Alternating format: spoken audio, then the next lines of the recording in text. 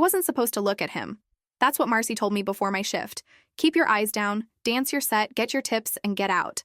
But when the music died mid-song and the club went silent like a held breath, I looked up.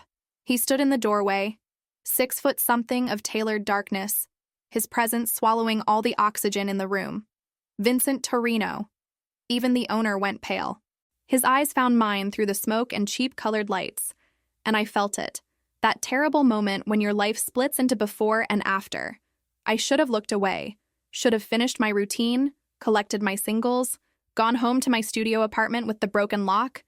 Instead, I held his gaze, and when he walked toward the stage, every instinct screaming at me to run, I kept dancing. Just for him. The note he left said, "Meet me outside. You're done dancing for anyone else." I thought he was talking about the club. I had no idea he meant everything. You will feel so many emotions in this mysterious love story I'm about to tell. Please support us by clicking subscribe to the channel.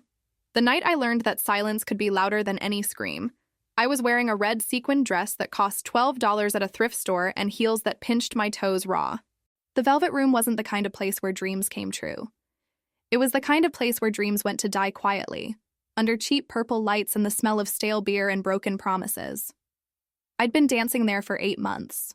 Long enough to memorize which regulars tipped with crumpled fives and which ones tried to grab what they hadn't paid for.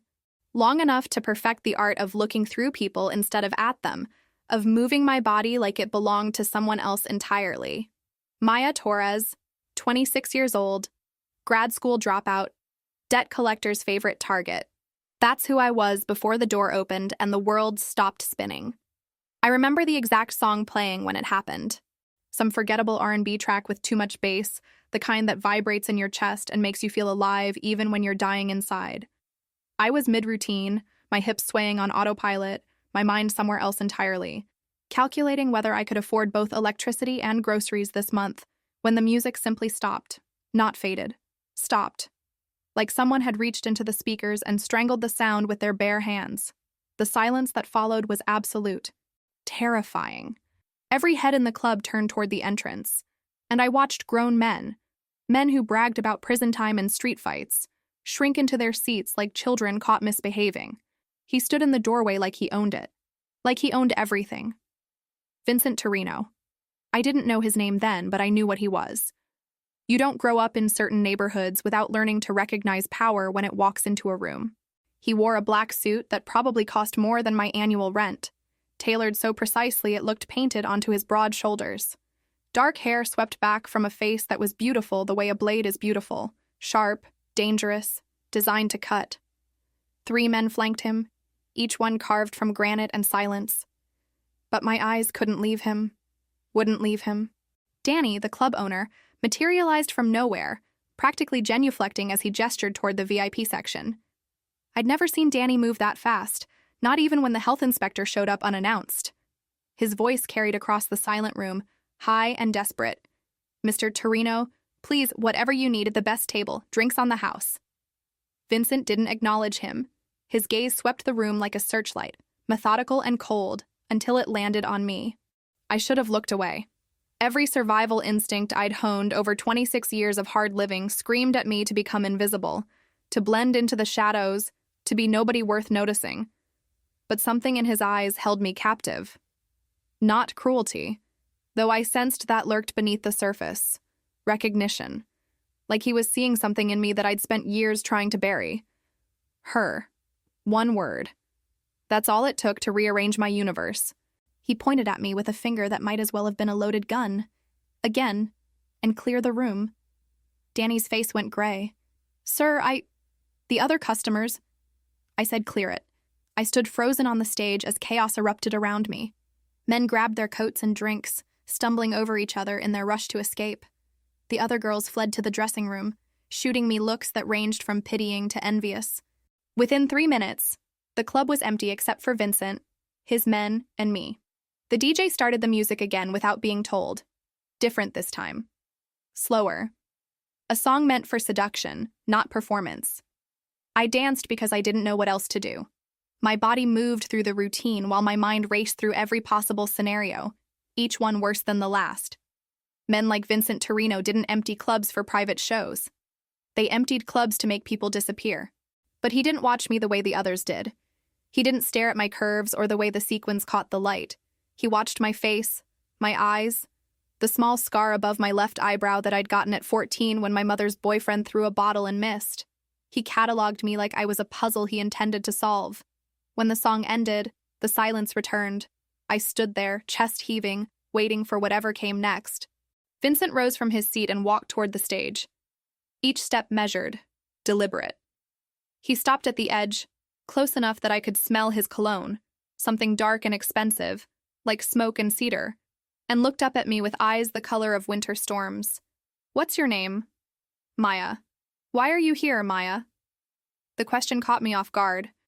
I'd expected commands, not conversation. I needed a job. That's not what I asked. I felt my spine straighten, defiance rising despite my fear. "I don't owe you my story." Something flickered across his face. Not anger, amusement, maybe, or approval. "No," he said slowly. "You don't." He reached into his jacket and my heart stopped. But instead of a weapon, he withdrew a black business card. He placed it on the stage at my feet, the embossed silver numbers catching the light. "You'll need this," he said. "Sooner than you think." I didn't pick it up. "What makes you so sure?" Vincent turned to leave, his men falling into formation around him like shadows returning to their master. At the door, he paused. When he spoke, his voice carried across the empty room with the weight of prophecy. "From now on, no one touches you, not here, not anywhere." And then he was gone, leaving me standing alone on that stage with Danny staring at me from the bar like I'd just been marked for something terrible, or saved from something worse. Neither of us could tell which. I picked up the card with trembling fingers. Just a phone number. No name. No explanation. But I knew, with a certainty that settled into my bones like ice, that everything I thought I knew about my life had just been rendered irrelevant. The before and after had split, and I was standing in the wreckage, holding a black card that felt heavier than any choice I'd ever made. That night, I didn't sleep. I sat in my studio apartment with the broken lock and the water-stained ceiling, staring at that number until my eyes burned. Outside, the city breathed its usual chorus of sirens and shouting and restless dreams. But somewhere out there, Vincent Torino was waiting. And something told me that running wasn't an option anymore. It had already begun. 3 days. That's how long it took for Vincent Torino to wrap his invisible fingers around every corner of my existence. The first morning, I woke to the sound of an engine idling outside my window. A black SUV sat at the curb, sleek and ominous as a hearse. I watched it for 20 minutes through the gap in my blinds, waiting for it to leave. It didn't. When I finally walked outside, a man stepped out of the driver's side, tall, broad-shouldered, with a face that had seen violence and learned to wear it comfortably. He introduced himself as Marcus, and his voice was surprisingly gentle for a man built like a weapon. "Mr. Torino wanted to ensure you arrived at work safely." I told him I didn't need an escort. I told him I'd been getting myself to work for years without anyone's help. I told him to leave. He didn't. That night, Marcus was waiting when my shift ended. The next morning, he was there again. By day 3, I'd stopped arguing and started accepting the coffee he brought. Black, sir, 2 sugars. Exactly how I'd ordered it once at the diner where I worked my day shifts. The fact that he knew that detail should have terrified me. Instead, it just made me tired. The changes crept in like water through cracks.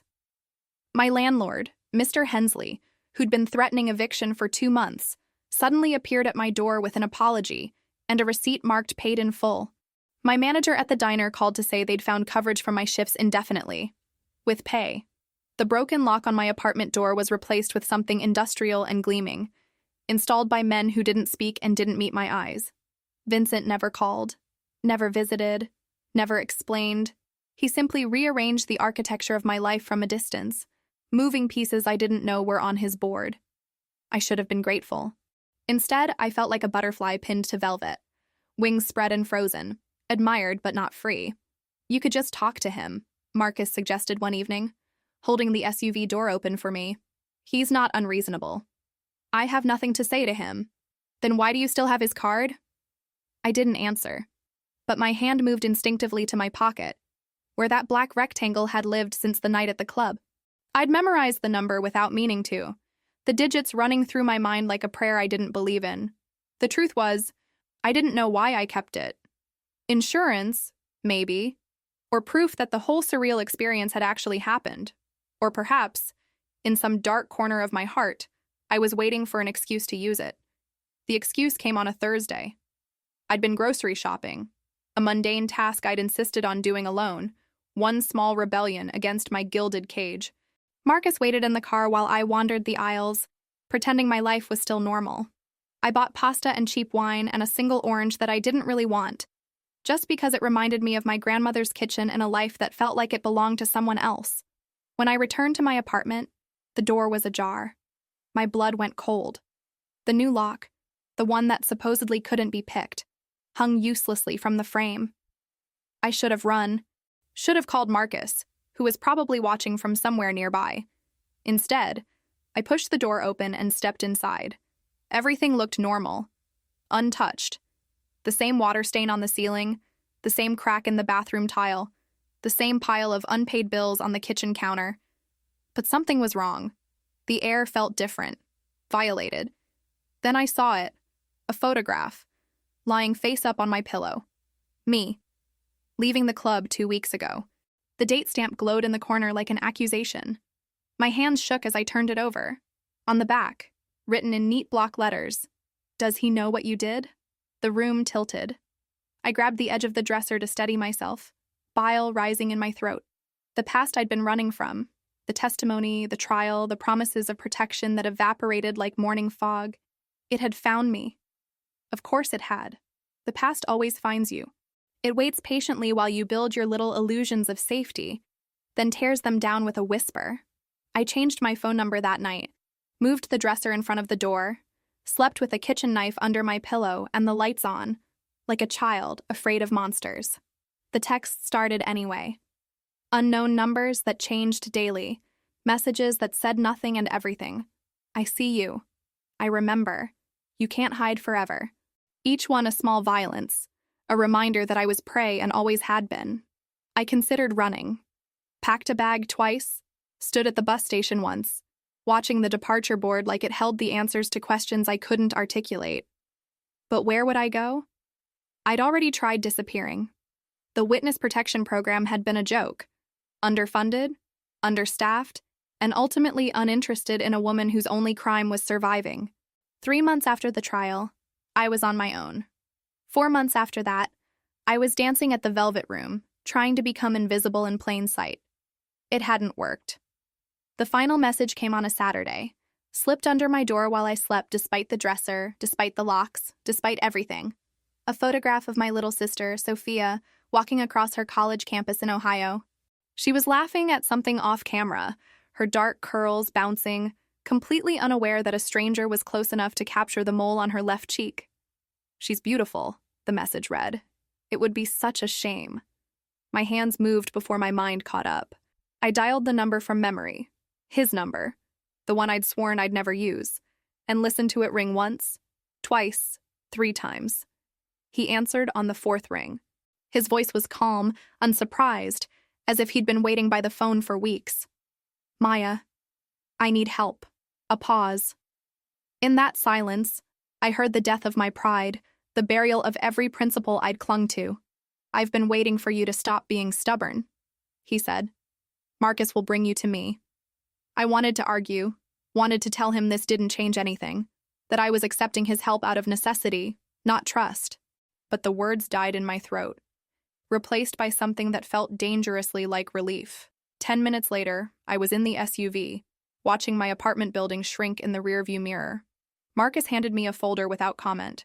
Inside, I found surveillance photographs of myself spanning 6 months, intercepted messages I'd never seen, a police report documenting threats that had been filed and ignored, and one document, highlighted in yellow, that stopped my heart entirely.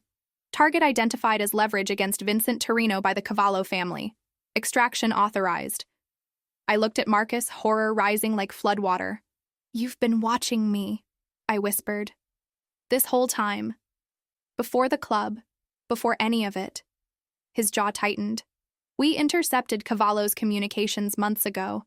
You were flagged as a potential target because of your testimony against Dante Cavallo. Mr. Torino chose to protect you. Why? I don't even know him. Marcus pulled the SUV to a stop outside a building that scraped the sky, all glass and steel and impossible wealth. He turned to face me, and for the first time, I saw something like pity in his eyes. You were chosen as a message, he said quietly. They wanted to use you to hurt him. He's choosing to send a different one. I stared at the building, at the doorman already moving to open my door, at the world I was about to enter. What message? Marcus didn't answer. He didn't need to. The message was already written in surveillance photos and intercepted threats, in locks that couldn't be picked, and debts that disappeared overnight. I belonged to Vincent Torino now, and the only question that remained was whether that made me safer or more endangered than I'd ever been before. The penthouse occupied the entire top floor of a building that seemed designed to remind ordinary people of their insignificance. Glass walls stretched from floor to ceiling, framing the city like it was just another possession on display. Manhattan glittered below us, millions of lives reduced to pinpricks of light, and I stood at the edge of that glass wondering how many of those lights belonged to people who had no idea men like Vincent Torino existed. He found me there, 20 minutes after Marcus had deposited me in this gilded fishbowl and disappeared. I heard his footsteps before I saw him, measured, unhurried, the walk of a man who had never needed to rush in his life. The view takes some getting used to. I didn't turn around. Does it ever stop feeling like you're standing on top of the world? No. He moved to stand beside me, close enough that I could feel the warmth radiating from his body. That's rather the point. We stood in silence, watching the city breathe. I had 1,000 questions. Why me? Why now? What happens next? But the words felt inadequate against the enormity of what was happening. So instead, I asked the one thing that had been gnawing at me since Marcus handed me that folder. The Cavallo family. You said they chose me as a message to you. What did you do to them? Vincent's reflection in the glass remained impassive. I disrupted a trafficking operation they'd been running through the ports, freed approximately 40 women who were being shipped overseas like cargo. I turned to look at him then, searching for the lie. Men like him didn't save people. They used them, traded them, discarded them when their usefulness expired. But his eyes held mine with an intensity that made my breath catch. Why? Because I could. Because no one else would. He paused, something shifting behind his careful facade. Because someone I loved was taken that way, once. A long time ago. The admission hung between us like smoke. I wanted to ask more. Who was she? What happened? Did he save her? But the vulnerability in his voice was so unexpected that I found myself protecting it instead. So Carlo Cavallo decided to hurt you by hurting me. Carlo doesn't think in straight lines. He retaliates through proxies, through pressure points. When his people discovered you'd testified against his nephew, Vincent's jaw tightened. You became the perfect weapon, a woman I was watching, one who had already made an enemy of his family. 2 birds, 1 bullet. But you were already watching me. Before any of this. Yes. Why? He didn't answer. Instead, he walked to the bar and poured 2 glasses of something amber and expensive. When he handed me one, our fingers brushed, and I felt the contact like electricity. Tonight, I'm going to show you exactly what you're caught in, he said. And then you can decide if you want to stay under my protection or take your chances alone. I should have chosen alone. Should have thanked him for the drink and walked out the door and taken my chances with Carlo Cavallo and whatever ghosts were hunting me. But something in his voice, not a threat, not a command, just a simple offering of truth, made me want to see what he saw. 2 hours later, I understood why that was a mistake. The warehouse sat at the edge of Red Hook, surrounded by shadows and the stench of the river. Vincent's driver navigated the narrow streets with practiced ease while I sat in the back, flanked by Marcus and another guard whose name I never learned. Vincent sat across from me, watching my face with that unnerving attention that seemed to be his default state. Whatever happens inside, he said, you don't speak unless spoken to. You don't react. You don't show fear. What is this place? Neutral ground, where men like me discuss business without bullets. The irony wasn't lost on me. I'd spent my whole life trying to avoid men like him. And now I was walking willingly into their den. Inside, The warehouse had been transformed into something almost elegant. Persian rugs covering the concrete floor, crystal chandeliers hanging from the industrial ceiling, leather chairs arranged in a circle like a therapy session for predators. A dozen men sat in those chairs, each one radiating the kind of power that comes from absolute certainty that laws don't apply to you. Vincent guided me to a seat beside him, his hand at the small of my back. Possessive, protective. I couldn't tell which. The meeting proceeded in a language I barely understood. Territories and percentages, shipments and arrangements, names dropped like bombs that meant nothing to me but clearly meant everything to everyone else. I kept my face neutral, my hands steady, my breathing even. But inside, I was cataloging every detail. The way some men deferred to Vincent with genuine respect, while others watched him with barely concealed resentment. The way he responded to challenges with silence rather than volume. The way his presence seemed to fill the room even when he wasn't speaking. Then the screen on the far wall flickered to life, and Carlo Cavallo's face appeared. He was older than I expected. Distinguished, even, with silver-streaked hair and the kind of weathered handsomeness that spoke of good genes and better tailors. But his eyes were dead, empty. The eyes of a man who had stopped seeing other humans as anything but obstacles or opportunities. Vincent. His voice crackled through the speakers. I see you've brought entertainment. Every head in the room turned toward me. I felt their gazes like physical weight, pressing against my skin. Maya Torres, Carlo continued. The woman who testified against my nephew, who sent Dante to prison over a few bruises and a broken rib. Tell me, Miss Torres, do you know what happens to women who testify against my family? Vincent's hand found my knee under the table. A warning, a comfort, both. She's under my protection, Vincent said calmly, which makes your question irrelevant. Protection? Carlo's laugh was soft, mocking.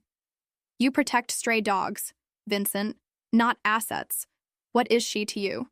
The silence stretched. I watched Vincent's reflection in the polished table, trying to read the answer in the tension of his shoulders.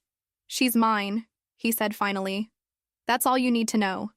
The words should have felt like another cage. Instead, they felt like armor. Carlo's image flickered, his dead eyes finding mine through the screen. We'll see how long that lasts. The connection severed.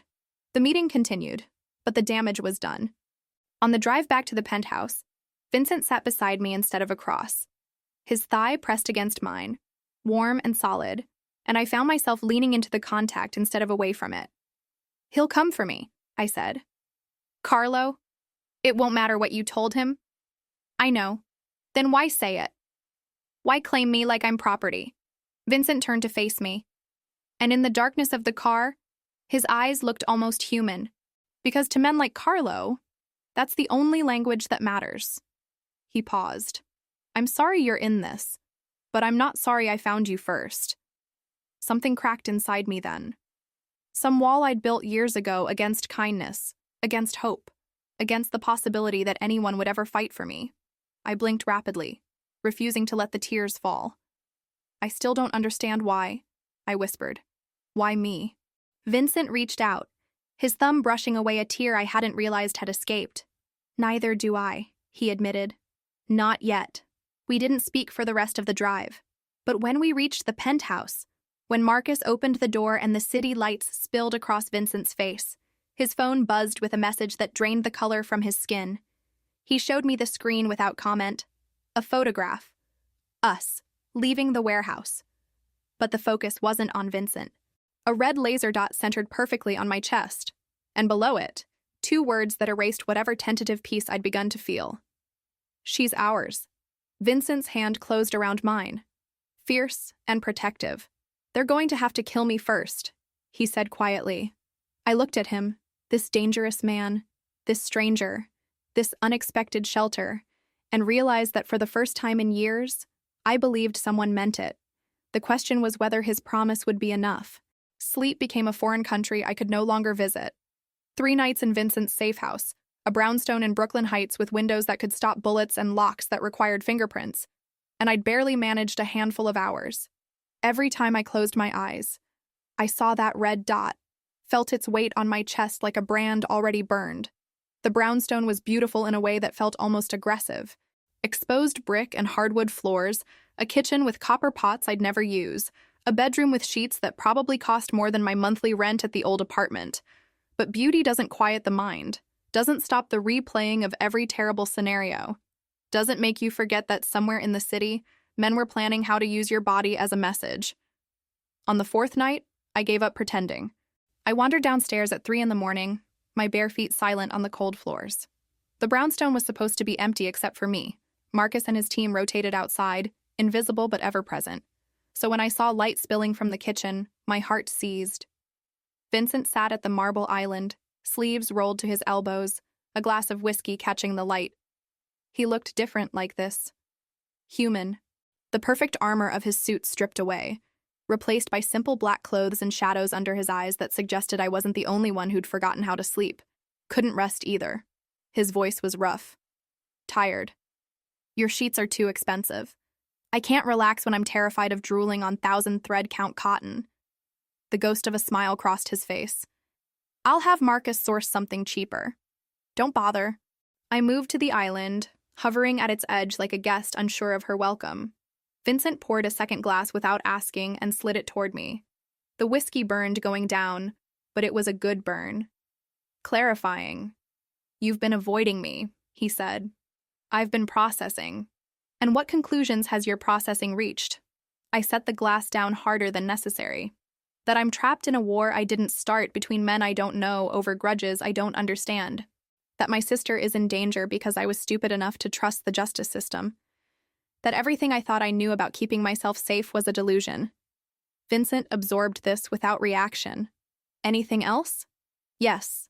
I met his eyes, letting the anger I'd been suppressing finally surface. You don't get to play God with my life. You don't get to decide where I live, who I see, what I'm allowed to do. I'm not a chess piece, and I'm not property, despite what you told Carlo. I told Carlo what he needed to hear. And what about what I need to hear? I pushed off from the island, pacing the kitchen like a caged animal. I don't know anything. Not really. I don't know why you were watching me before any of this started. I don't know who Isabella is or why I found a photo of a woman who looks exactly like me. I don't know what you actually want from me. The name landed like a slap. Vincent's composure cracked. Just for a moment, a flicker of pain crossing his features before the mask slid back into place. Where did you find that photo? Does it matter? Maya. The way he said my name, half command, half plea, stopped my pacing. I leaned against the counter, arms crossed, waiting. Isabella was my mother, Vincent said finally.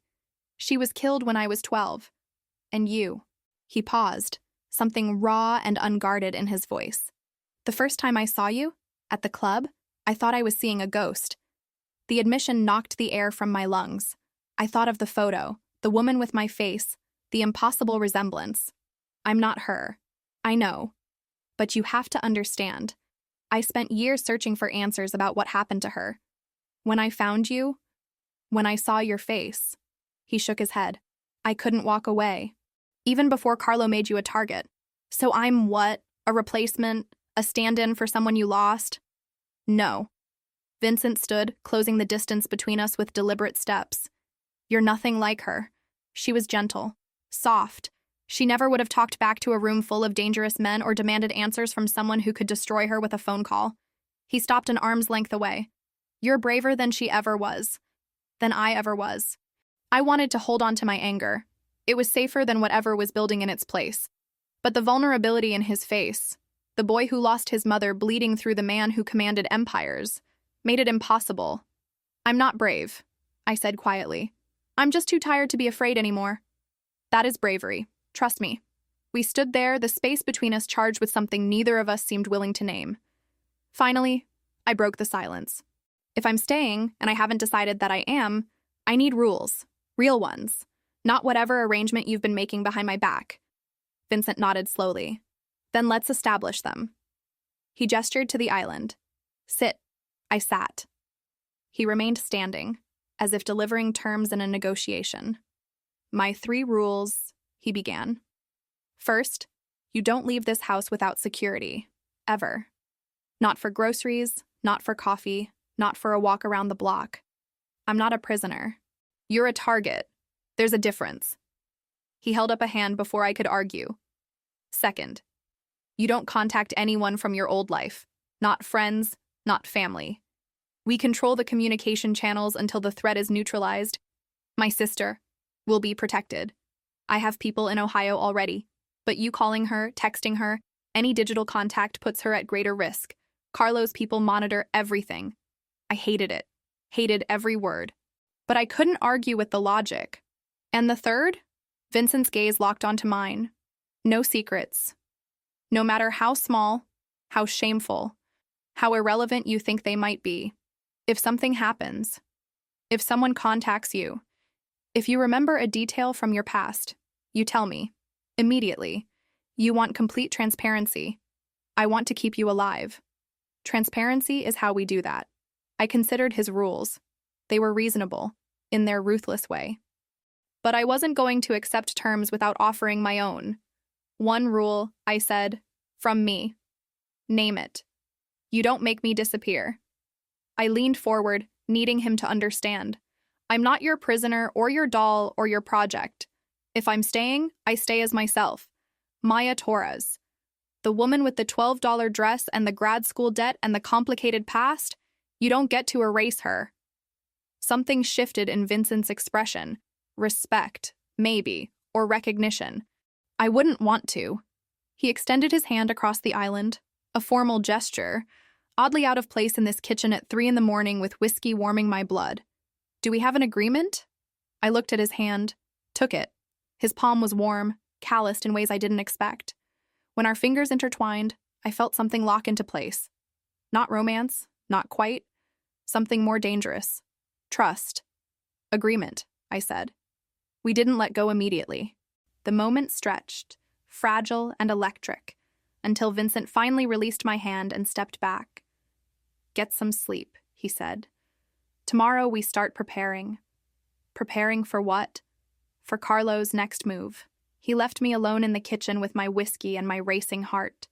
I stayed there until dawn crept through the windows, thinking about mothers who looked like ghosts and men who collected strays, and the terrifying possibility that I was starting to feel something I couldn't afford to feel. When I finally climbed the stairs to my room, I found a package on my bed. A velvet box, expensive and unmarked. Inside, a diamond bracelet, delicate and glittering. But when I turned it over, I saw the small metallic disc embedded in the clasp. A tracker. And beneath the box, a note in handwriting I didn't recognize. Elegant, feminine, old-fashioned, a gift from your new family. Wear it always. No signature. But beneath the tissue paper, another photograph. The woman again. Isabella.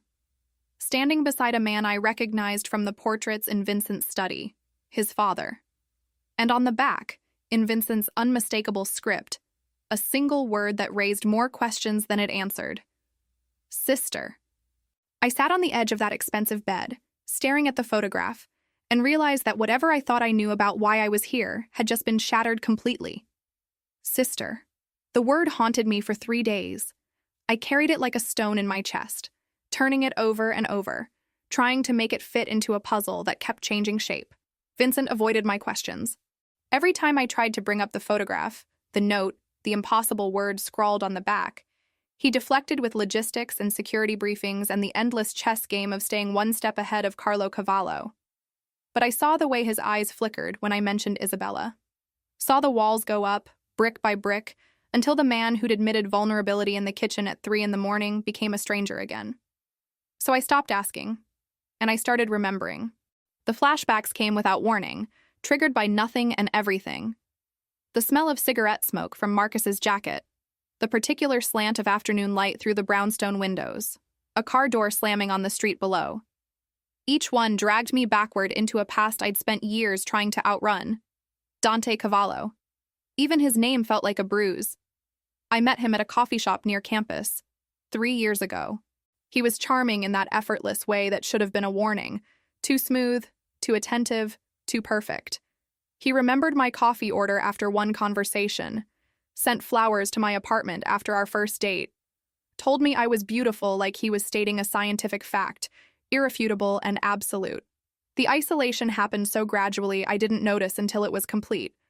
First, He didn't like my roommate. She's a bad influence, hi baby. She doesn't understand us. Then my study group made him uncomfortable. Those guys are always looking at you. Don't you see how they look at you? Then my mother's phone calls were too frequent. My sister's visits too intrusive. My own thoughts too independent. By the time he broke my ribs, I had no one left to call. I remember lying on the bathroom floor of his apartment, blood in my mouth, staring at the ceiling and thinking, this is how I die. On cold tile, surrounded by expensive towels, killed by a man who says he loves me. But I didn't die. I crawled to my phone, called 911, testified in court with my arm still in a sling and my voice shaking so badly the stenographer asked me to repeat myself 3 times. The DA called me brave, the newspapers called me a victim, Dante's lawyer called me a liar, a gold digger, a woman scorned. Dante called me from prison once, before the restraining order went into effect. His voice was calm, almost tender. You'll regret this, Maya. One day, when you're alone and scared and there's no one left to protect you, you'll wish you'd stayed. I'd thought he meant it as a threat of future violence. Now I understood he'd meant it as prophecy. The nightmares started on the 4th night in the brownstone. I woke gasping, tangled in sheets that cost more than my testimony had been worth, Dante's voice echoing in my skull. When I stumbled to the bathroom, the face in the mirror looked like a stranger, hollow-eyed, pale, hunted. I wasn't surprised to find Vincent waiting in the hallway when I opened the door. Bad dreams, he asked. Bad memories. He didn't push. Just walked with me to the kitchen, made tea with hands that had probably ended lives, and sat across from me in the darkness while I tried to remember how to breathe. You don't have to tell me, he said quietly. But I already know most of it. The surveillance. Yes. I wrapped my hands around the mug, letting the heat ground me. Then you know I'm not the victim everyone thinks I am. I let him in. I stayed when I should have left. Stop. Vincent's voice was sharp enough to cut. Don't do that. Do what? Blame yourself for someone else's violence. I looked up, startled by the intensity in his eyes. You survived him, Vincent continued. That's not weakness. That's not complicity. That's strength of a kind most people never have to discover they possess. The tears came without permission. I hadn't cried about Dante in over a year, had trained myself to feel nothing when his name surfaced, to treat that chapter of my life like a book I'd closed and shelved and never intended to read again. But something about Vincent's certainty, his refusal to let me diminish what I'd endured, cracked the seal I'd kept so carefully in place. He didn't touch me, didn't offer platitudes or empty comfort, just sat with me while I fell apart, a silent witness to grief I hadn't known I was still carrying. When the tears finally stopped, I felt emptied, lighter, like I'd set down a weight I'd forgotten I was holding. Dante's out, I said. Released early. Good behavior. Vincent's expression didn't change, but something in the air shifted, became charged. I know. He's been sending messages. Before you found me, before any of this. He's the one who sent the photo of my sister. I suspected. I stared at him. You suspected. And you didn't tell me. I was gathering evidence. Building a case. A case for what? Vincent was quiet for a long moment. When he spoke, his voice was careful, measured. Dante Cavallo isn't just Carlo's nephew. He's his heir apparent. Everything Carlo has built, the territory, the connections, the infrastructure, passes to Dante when Carlo dies or retires. Your testimony didn't just send Dante to prison, it delayed his ascension by years. The implications settled over me like a shroud. So this isn't just about hurting you, I said slowly. It's about Dante reclaiming what he thinks I took from him. Yes. And using me to do it. Yes. I thought about the messages, the photographs, the constant feeling of being watched. Thought about my sister, innocent and unaware, going to class and studying for exams while men with guns tracked her movements. I want to meet him, I said. Vincent went very still. No, I need to face him. End this on my terms instead of waiting for him to make a move. Maya, you told me I was brave. You said surviving him made me strong. I pulled my shoulders back, meeting his eyes with a determination I didn't entirely feel. Let me prove it. The silence stretched between us, thick with everything unsaid. I watched Vincent war with himself, the protector against the strategist, The man who wanted to shield me against the tactician who saw the value in my plan. There would be conditions, he said finally. Security, surveillance, an exit strategy if things go wrong. Agreed. And you tell me everything, every detail of your history with him, every vulnerability he might exploit. I thought about the things I'd never told anyone, the moments of weakness, of capitulation, of shame so deep it had calcified into something almost like acceptance. The truth Dante would use against me if he got the chance. Everything, I agreed. Vincent nodded slowly.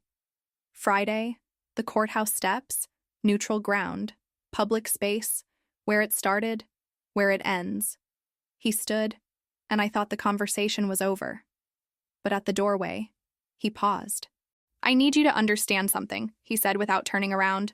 If he threatens you, if he raises a hand, if he does anything that puts you at risk, my people won't wait for a signal. They'll end it. You mean they'll end him?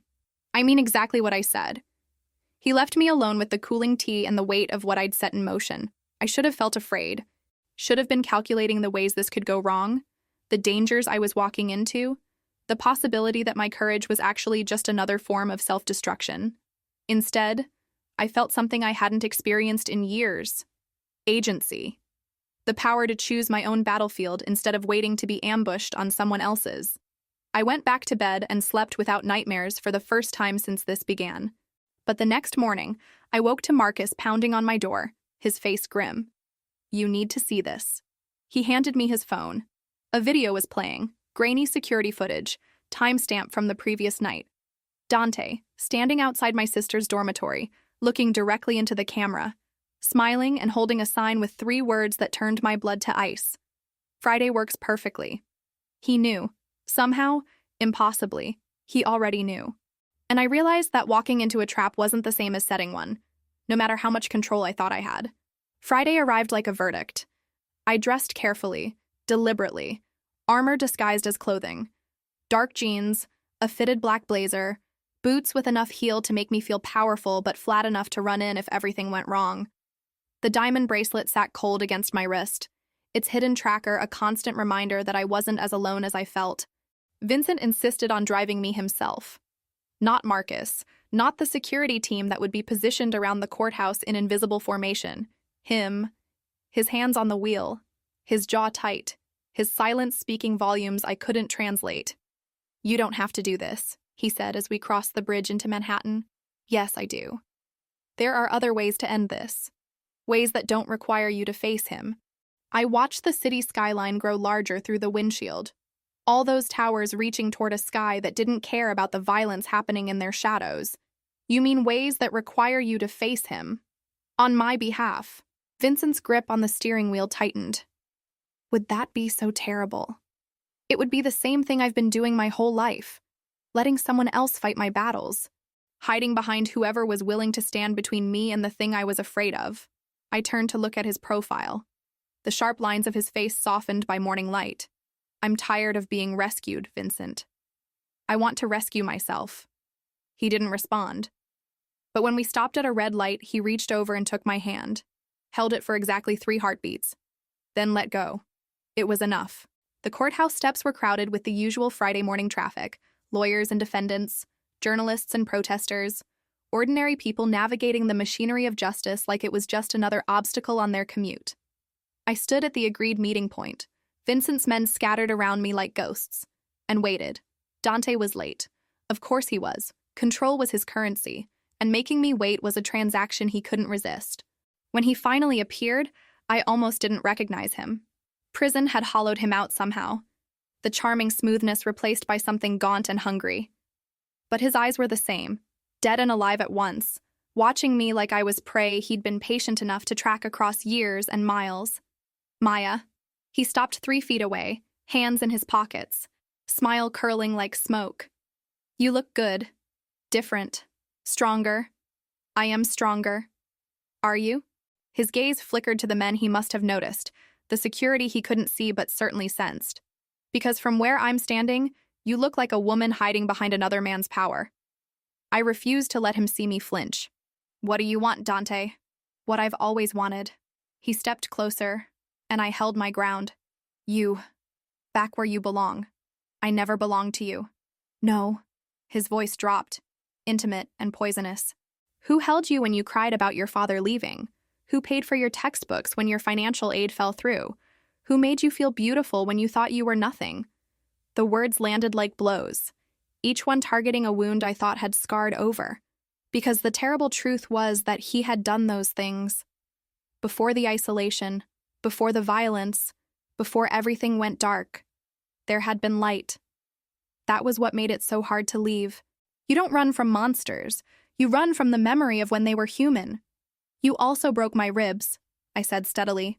Fractured my wrist. Left bruises on my throat that took 3 weeks to fade. I lost my temper. His voice held that old familiar note, reasonable, regretful, just wounded enough to inspire sympathy. I've had years to think about it, Maya. Years to understand what I did wrong. Prison changes a man. Does it? I'm not who I was. He reached toward me and every muscle in my body tensed. I know I can't undo what happened, but I can be better. We can be better. For one horrifying moment, I felt the old pull, the undertow of a love that had never really been love at all, just dependency dressed in prettier clothes. I thought about how easy it would be to believe him, to let the narrative rewrite itself into something survivable, to trade one cage for another because at least the first cage was familiar. Then I remembered the photo of Sophia, the fear in my sister's smile that she didn't even know was being captured. The way Dante had held that sign up to the security camera, not as a warning, but as a promise. You threatened my sister. Dante's expression flickered. I would never hurt Sophia. You sent someone to photograph her, to follow her, to make me understand that her safety depended on my cooperation. That wasn't a threat. His smile returned, colder now. That was a reminder of what matters, of what you'd be protecting by coming back to me. Something broke inside me then. Not the breaking that leaves you shattered, the breaking that leaves you free. I'm not coming back to you, Dante. Not now. Not ever. And if you go near my sister again, if you send anyone near her, if I even suspect you're thinking about using her to manipulate me, you'll what? His voice sharpened, the mask slipping to reveal the predator beneath. Run to your new boyfriend. Let Vincent Torino fight your battles. No. I stepped closer to him, close enough to see the surprise flicker in his dead eyes. I'll destroy you myself. I have copies of every message you've sent, every threat, every photograph, every violation of the restraining order. I have documentation that your early release was facilitated by your uncle's connections. I have testimony from 3 other women you dated before me, women who were too afraid to come forward until I did. I watched the color drain from his face, watched the calculation happen behind his eyes as he reassessed the woman standing before him. You've been busy. I've been preparing. There's a difference. Dante was silent for a long moment. When he spoke again, his voice was soft, dangerous. You think you've won, but you don't understand how this works. Maya, you never did. Vincent Torino isn't your protector. He's using you, just like everyone else. And when he's done, then I'll handle that too. I turned and walked away. Didn't look back, even when I felt his gaze burning into my spine. Didn't stop until I reached the car where Vincent was waiting, his face unreadable through the tinted glass. I slid into the passenger seat and let out a breath I hadn't realized I'd been holding. It's done, I said. Vincent studied me for a moment.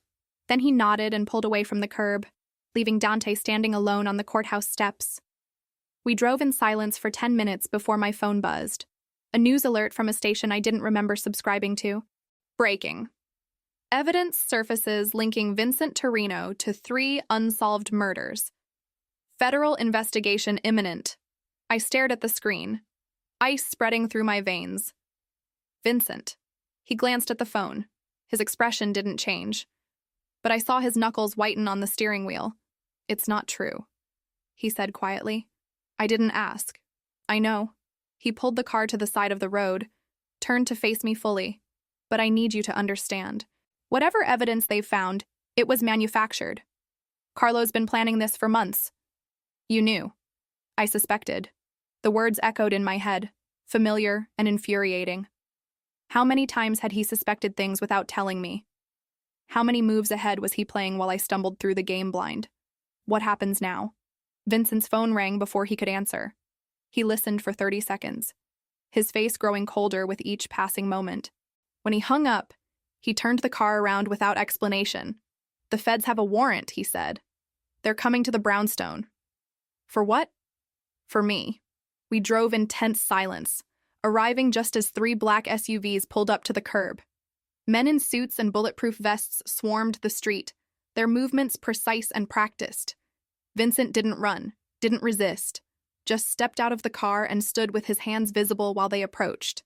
"Vincent Torino," one of them announced. "You're under arrest for—" "I know what I'm under arrest for." They handcuffed him with efficient brutality. But before they led him away, he caught my eye. "There's a man named James Holbrook," he said quickly. "A journalist. He's been investigating Carlo for years. Find him. Tell him everything. Vincent." "And Maya?" His voice cut through the chaos, calm and certain. "Trust yourself. You're stronger than you know." They pushed him into the SUV. The doors slammed. The engines roared. And just like that, I was alone again, standing on the sidewalk with the diamond bracelet still tracking my every movement and a name burning in my mind. James Holbrook. The evidence pointed to Vincent. The whole city would believe he was guilty, and I was the only one who could clear his name, or destroy him forever. 48 hours. That's how long it took for my world to collapse into a single, impossible question. Who was Vincent Torino, and did I really know him at all? The brownstone felt different without him, larger somehow, and emptier. Every shadow a reminder that the man who'd filled those spaces was sitting in a federal holding cell, charged with murders I desperately wanted to believe he hadn't committed. Marcus and his team remained, stationed outside like gargoyles, but their presence only underscored the absence they were trying to compensate for. I didn't sleep, couldn't eat, just paced the hardwood floors until my feet ached, turning over every conversation, every glance, every moment of vulnerability Vincent had allowed me to witness. Had it all been performance? A calculated seduction designed to ensure my loyalty when he needed it most? The evidence against him was damning. 3 bodies, all connected to Carlo Cavallo's operation, all killed execution style with the same weapon. Ballistics matched a gun registered to Vincent's security company. Financial records showed payments to known hitmen routed through shell corporations bearing his signature. And the crowning piece: security footage from a warehouse in Jersey City, grainy but unmistakable, showing a man in Vincent's signature black suit walking away from what investigators called the scene of a triple homicide. I watched the footage 17 times, studied the man's gait, his posture, the way he held his shoulders. Something felt wrong, but I couldn't articulate what. On the second night, Vincent's lawyers came to the brownstone. 2 men in suits that cost more than my car, carrying briefcases full of documents I didn't understand, and speaking in legal jargon designed to obscure rather than illuminate. "Mr. Torino has instructed us to ensure your safety and comfort during this difficult time," the older one said. "He's also authorized us to answer any questions you might have about the case."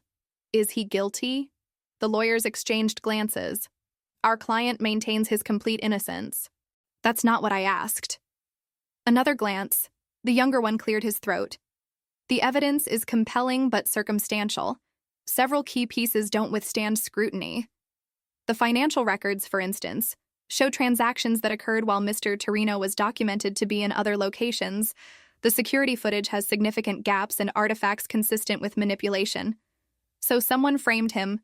That would be our position. Yes. I thought about Carlo Cavallo, about Dante's smug smile on the courthouse steps, about the intricate web of revenge and retribution that had ensnared us all.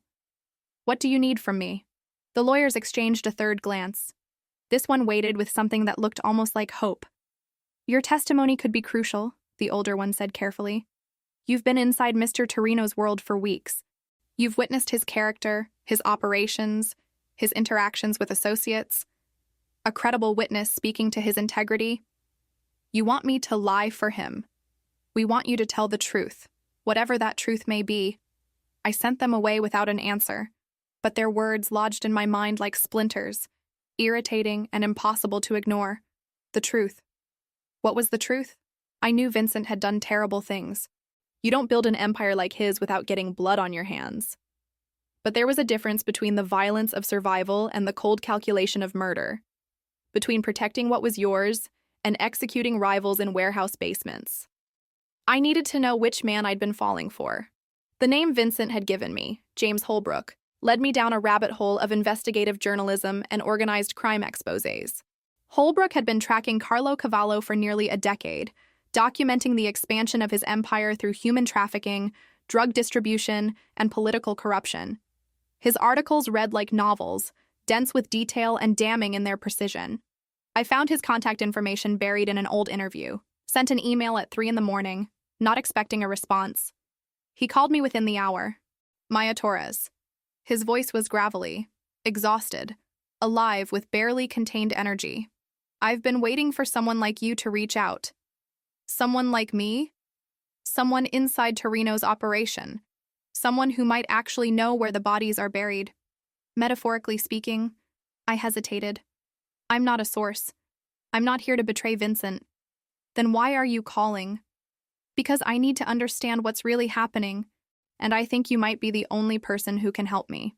We met in a diner in Queens, neutral territory chosen for its anonymity and terrible coffee. Holbrook was older than I expected, with silver-streaked hair and eyes that had seen too much to be surprised by anything anymore. He slid a folder across the table before I'd even sat down. "Everything I have on the Cavallo-Torino conflict," he said.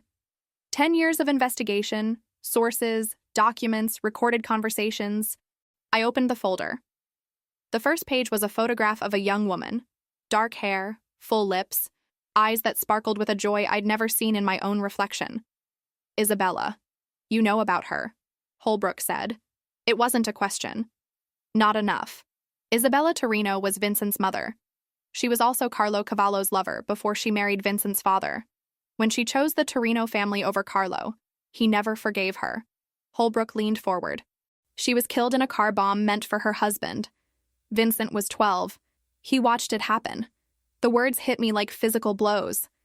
I thought about the vulnerability in Vincent's voice when he told me about losing her. The way he'd looked at me that first night in the club like he was seeing a ghost. "Carlo killed her," I said. "We could never prove it. But yes, that's the foundation of everything that's happened since. Vincent has spent 20 years building an empire specifically designed to destroy the man who murdered his mother." I turned the pages of the folder, scanning documents and photographs that painted a picture far more complex than I'd imagined. Business dealings and territory disputes, alliances formed and broken, bodies found and investigations buried. And then I saw it. A surveillance photo dated 3 weeks ago.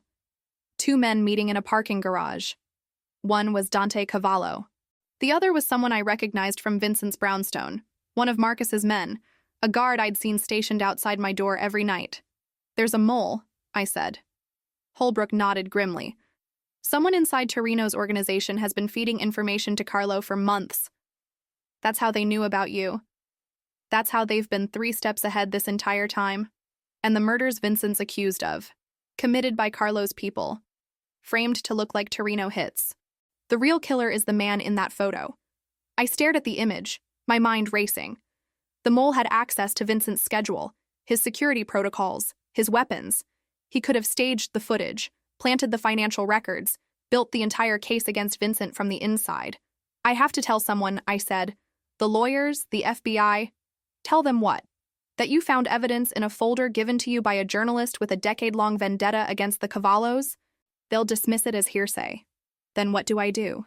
Holbrook smiled, and there was something almost like admiration in his eyes.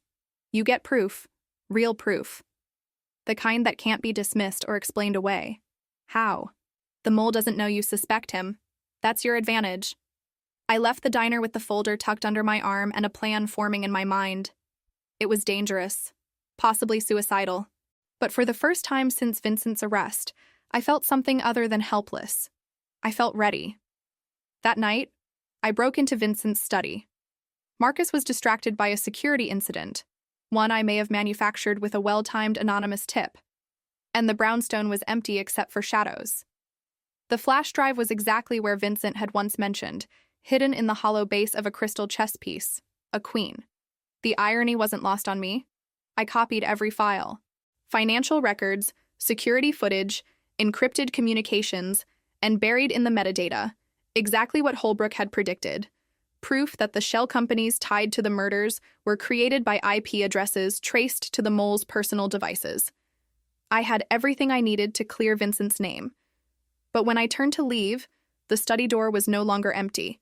Dante stood in the doorway, his dead eyes bright with triumph. "I knew you'd figure it out eventually," he said. "You always were smarter than you let on." He stepped inside, blocking my only exit. "The question is, what are you going to do now?" I clutched the flash drive in my fist, heart hammering against my ribs. "I'm going to destroy you." Dante smiled, that old familiar smile, tender and terrible. "No, Maya." He pulled something from his jacket. Moonlight caught the blade. "You're going to come home." The blade caught the moonlight streaming through Vincent's study window, and for one crystalline moment, time suspended itself. I saw everything with impossible clarity. The cruel curve of Dante's smile, the way his fingers wrapped around the knife handle like it was an extension of himself, the dust particles floating between us like witnesses to whatever was about to happen. I should have been afraid. 3 months ago, I would have been paralyzed. The old Maya, the one who'd lain on that bathroom floor with blood in her mouth and resignation in her heart, would have crumbled at the sight of him blocking the doorway. Would have surrendered the flash drive and her dignity and whatever scraps of herself he demanded. But I wasn't that woman anymore. "You don't want to do this, Dante." "Don't I?" He stepped closer, and I held my ground. "You ruined everything, Maya, my reputation, my position, my future. 3 years in a cage because you couldn't keep your mouth shut. 3 years in a cage because you put your hands on me. I loved you." That wasn't love. I met his eyes, surprised to find that the fear I'd expected wasn't there. In its place was something harder, colder, a fury that had been building for years, finally finding its voice. Love doesn't leave bruises. Love doesn't isolate. Love doesn't stand in doorways with knives, demanding submission. Dante's smile faltered, just for a moment. "You think Torino's any different? You think that man hasn't done worse things than I ever dreamed of? Maybe he has. But he's never made me feel small, never made me doubt my own worth, never convinced me that I deserved to be hurt. So you're choosing him, a murderer, a criminal, over me." I thought about Vincent in that holding cell, about the evidence I held in my hand, the proof of his innocence and Dante's conspiracy, about all the ways this could end, badly, bloodily, with my body joining the count of women who'd loved dangerous men and paid the ultimate price. But I also thought about the woman I'd become in these impossible weeks, the woman who'd stood on courthouse steps and faced her abuser without flinching, who'd investigated and strategized and refused to be a passive piece in someone else's game, who'd learned that strength wasn't the absence of fear but the decision to act despite it. "I'm choosing myself," I said. "For the first time in my life, I'm choosing myself." Dante lunged. The knife arced toward me, and I moved on instinct, throwing myself sideways, crashing into Vincent's desk, sending papers and photographs scattering across the floor. Pain exploded through my hip where I'd connected with the wood, but I was already moving, grabbing the first thing my hand found, the crystal chess piece, the queen, heavy and solid and sharp at its base. Dante swung again, and I blocked with my forearm, feeling the blade slice through fabric and skin. The pain was distant, secondary to the adrenaline flooding my system. I brought the chess piece down on his wrist with all the force I could muster. He screamed. The knife clattered to the floor. I kicked it under the desk and ran. The brownstone's layout had become familiar over weeks of insomnia and midnight wandering.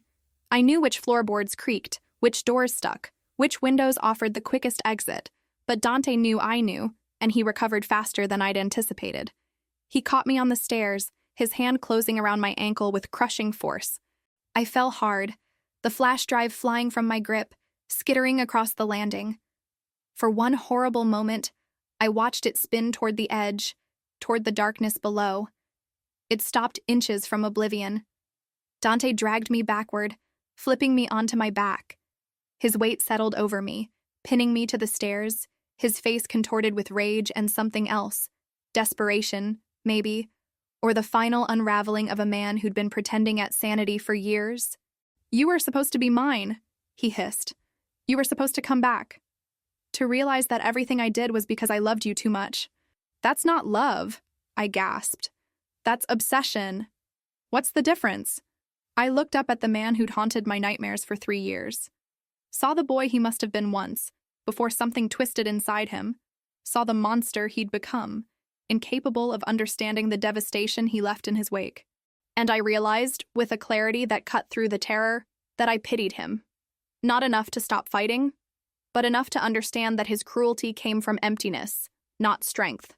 That hurting me had never made him powerful. It had only revealed how weak he truly was. Love wants the other person to be happy, I said.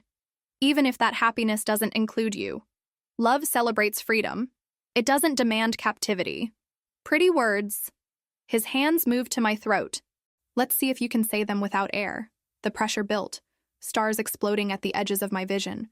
I clawed at his wrists, kicked at his legs, fought with everything I had, but he was stronger, heavier, and the darkness was closing in. Then the lights went out. Not metaphorically, literally. The brownstone plunged into blackness, and I heard the crash of the front door being forced open, the thunder of footsteps on hardwood, voices shouting commands I couldn't process. Dante's weight vanished. I heard the impact of bodies, the grunt of violence, the unmistakable sound of a man being subdued by professionals. When the lights came back on, I was lying on the stairs with my throat burning and my heart trying to escape my chest. Marcus knelt beside me, his face grim but relieved. "Maya, can you hear me?" I nodded, unable to speak. "He's contained." "You're safe? Safe?" The word felt foreign, like a language I'd forgotten how to speak. Marcus helped me sit up, and I saw them. Federal agents in tactical gear, swarming the brownstone like they'd been waiting for exactly this moment. 2 of them had Dante on the ground, his face pressed to the hardwood, his arms wrenched behind his back. And standing in the doorway, flanked by agents but no longer in handcuffs, was Vincent. Our eyes met across the chaos. He looked exhausted, 5 o'clock shadow darkening his jaw, his suit rumpled in ways I'd never seen. But he was there. Free. Alive. "The flash drive," I croaked. Marcus retrieved it from the landing and handed it to one of the agents. I watched them bag it as evidence. Watched the culmination of everything I'd risked disappear into bureaucratic processing. "The files clear him," Marcus explained quietly. "We found additional evidence while you were investigating." The mole confessed when we confronted him. "It's over. Maya. Carlo's being arrested as we speak. Over." I tested the word in my mind, waiting for it to feel real. It didn't. The next hours blurred together in a haze of statements and medical attention, and endless questions from people in suits who seemed more interested in procedure than the human beings at the center of their investigation. Someone bandaged the cut on my arm. Someone else gave me coffee that tasted like regret and vending machines. Through it all, Vincent remained a constant presence at the edge of my vision. He didn't approach, didn't touch me, just watched with those winter storm eyes while I recounted everything that had happened. I understood the distance. We were witnesses now. Potential complications in a federal case that would take months to unravel. But I felt his attention like a physical thing, a promise, a question I wasn't yet ready to answer. Dawn was breaking by the time they let me go. I stood on the brownstone steps, watching the city wake up to a world that had no idea how close it had come to a very different morning. The sky was pink and gold and impossibly beautiful, the kind of sunrise that makes you believe in redemption. Vincent appeared beside me, his hands in his pockets, his presence both familiar and uncertain. "Maya." "Vincent." We stood in silence, the space between us filled with everything we hadn't said, everything we might never say. "You saved me," he said finally. "The evidence you found, the risks you took, I'd still be in that cell without you. You would have found another way." "Maybe." He turned to face me, and I saw something new in his expression. Vulnerability, yes, but also something deeper. Surrender. But I wouldn't have wanted to. Not if it meant you weren't waiting on the other side. The words landed like a confession. I let them settle, examining them from every angle, searching for the manipulation I'd been trained to expect. I didn't find it. "I can't stay," I said. Vincent's face didn't change, but something behind his eyes went quiet. "I know. This world of yours. The violence, the power, the constant war. I survived Dante. I survived Carlo. But I'm not sure I can survive becoming someone who accepts this as normal. You wouldn't have to accept anything. I could change. Walk away from all of it. I thought about what that would mean. Vincent Torino, crime lord turned civilian. It sounded like the ending of a movie. Neat and impossible and designed to make audiences believe in fairy tales. Could you? Really? The silence stretched between us. Honest and terrible. I don't know, he admitted. This is all I've ever been. The only purpose I've had since I was 12 years old. Destroying Carlo, avenging my mother. It's been the architecture of my entire existence. And now? Now Carlo's in federal custody. His empire is crumbling. Everything I've worked for is complete. He looked out at the sunrise, and for a moment, he seemed younger. Lost. I don't know who I am without an enemy. I understood that feeling more than I wanted to admit. The past 3 years of my life had been defined by running from Dante, by the trauma he'd inflicted and the shadow he'd cast over everything I tried to build. With him gone, truly gone, facing charges that would put him away for decades, who was I? Maybe we both need to figure that out, I said. Separately. Vincent nodded slowly. But not forever? It wasn't really a question, more like a hope, fragile and carefully offered. I reached for his hand. His fingers intertwined with mine, warm and steady, and I let myself feel the connection one last time. The pull between us was still there, magnetic and undeniable. But some things couldn't be rushed. Some wounds needed time to heal before you could invite new hands to touch them. Not forever, I agreed. But I need to know who Maya Torres is when she's not running from something. When she's not being protected or rescued or claimed. I need to stand on my own before I can stand with anyone else. And if I waited? I looked at him. This dangerous, damaged, impossibly beautiful man who had somehow become the catalyst for my transformation. I thought about everything we'd survived together, every moment of tenderness buried beneath layers of violence and fear. I thought about Isabella's face in that photograph, and the way Vincent looked at me like I was a second chance at something he'd lost before he'd even understood what it meant. Then maybe someday I'd come back. He lifted our joined hands and pressed a kiss to my knuckles. Gentle, reverent, final. I'll be here. I pulled away before I could change my mind. Marcus was waiting by the SUV, ready to take me wherever I wanted to go. I'd already decided, Ohio first, to see Sophia, to hold my sister and tell her everything and finally stop protecting her from the truth. Then somewhere new. Somewhere I could rebuild without the weight of the past pressing on my shoulders. I was halfway to the car when Vincent's voice stopped me. Maya. I turned. He stood on those brownstone steps, the sunrise painting him in shades of gold and shadow. For once, he looked at peace. Tired, yes. Uncertain, definitely. But no longer haunted by the ghosts that had driven him for 2 decades. Thank you, he said, for showing me that protection isn't the same as possession, that strength doesn't have to mean control. Thank you, I said, for helping me remember that I was worth saving, even when I didn't believe it myself. The distance between us felt like miles, like years, like the space between the woman I'd been and the woman I was becoming. I got in the car, watched the brownstone shrink in the rearview mirror, watched Vincent grow smaller and smaller until he was just a figure, then a speck, then a memory. The city gave way to highways, highways to countryside, countryside to the unknown. I pressed my forehead against the window and let myself cry. Not from sadness, but from release. From the overwhelming sensation of finally being free. Somewhere behind me, a man waited. A man who had seen me at my weakest and called it strength. A man who had offered me his world and accepted when I'd chosen my own instead. Maybe I'd go back to him someday. Maybe we'd build something new from the ashes of everything we'd burned. Or maybe we'd become a story I told myself on quiet nights. A reminder that I'd been brave once. That I'd walked into fire and emerged transformed. Either way, I was done dancing for anyone but myself. The road stretched ahead, open and endless. And for the first time in my life, I wasn't running from something. I was running toward it. If you made it to the end of this story, let us know in the comments which city you're watching from. And click the yellow bell to subscribe to the channel and support us. Keep the adventure going by clicking on the suggested video on your screen.